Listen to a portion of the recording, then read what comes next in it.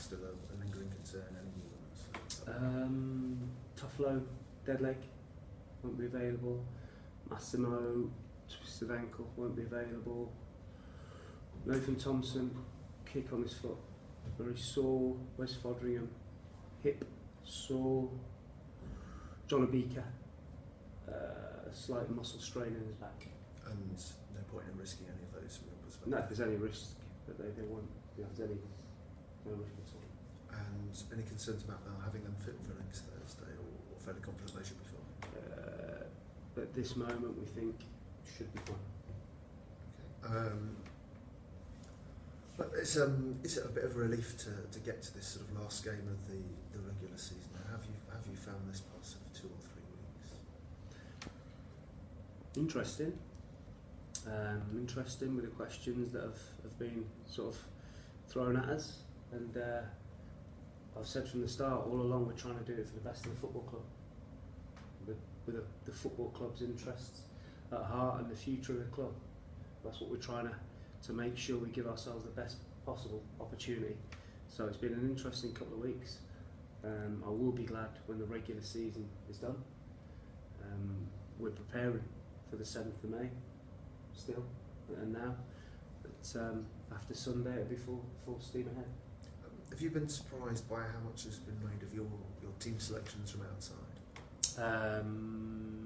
From outside, no, because we've probably seen that we have whether we have to do people favours or we should be doing our best to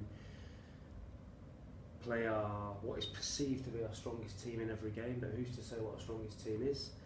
And I've said all along we're going to try and do what is best for us, and that is to give the players every opportunity to be ready physically, tactically, mentally for the 7th of May. So from outside and up and down the country, no, but from locally, maybe yes. What's the sort of local reaction that surprised you maybe? In terms of, I think that there's been a lot made of why we're picking certain players and why we're not flogging people and playing them in every game. We must go into the playoffs with momentum, and not trusting us to do what we think is right. Are you surprised in a sort of lack of trust in that case, given what you've already achieved this season? Yeah, a little bit, I think so, yeah. And I'm not happy about the supporters.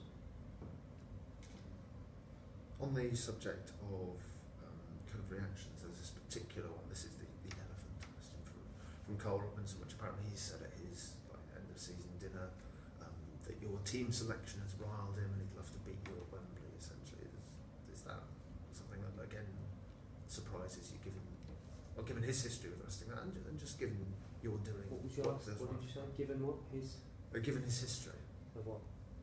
Well, I think when he had when MK Dons got into the playoffs, he rested players, didn't he, for one game in advance? That's correct, yeah. But I'm not getting involved with. I'm concentrating on my team, and I'm not bothered about what MK Dons do. I never have been. I never comment on other teams. I'm not going to worry about any other team. I'm going to focus solely on my team. I'm making sure they're really, really, really ready for the 7th of May. And this thing about momentum, you kind of regard that as sort of slightly overstated then? I think there was a really good piece wrote by a local journalist about momentum and the stats behind it, and how many people had got promoted after going into the playoffs with momentum. How many people had got promoted not in good form, and I don't really think from the piece that I read there's any setback. And so the freshness of making sure that all the players go into May the 7th perhaps a little bit mentally recharged and physically recharged kind of outweighs any potential loss of momentum. Well, that's what we